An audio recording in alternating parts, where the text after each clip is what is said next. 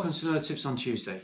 This week we're going to be looking at the subject of twists, and more importantly, when do twists become a malfunction and stop being just a nuisance factor? Sit back and enjoy.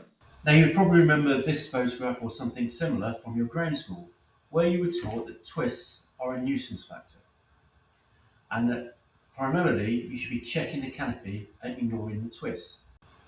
So this video from a recent malfunction that I had demonstrates what can happen on smaller, more high performance and higher loaded canopies when you develop line twists. Rather than flying straight and level, you'll notice that the canopy develops a dive and starts to spin rapidly.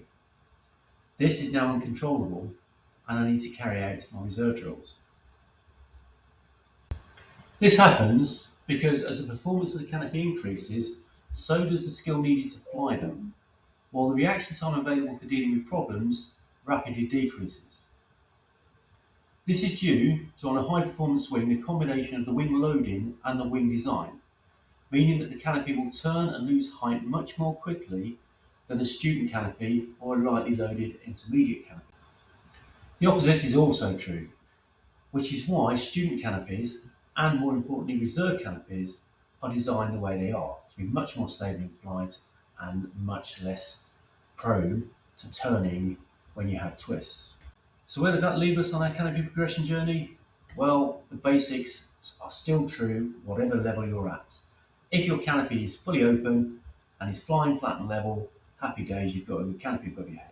However, if you have twists, once you've ignored them and checked the canopy, you now need to deal with them.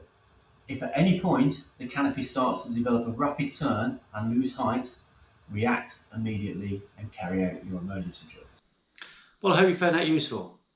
Remember, if ever you're unsure, feel free to contact us for more info or ask an instructor. Enjoy your skydives and we'll see you next time.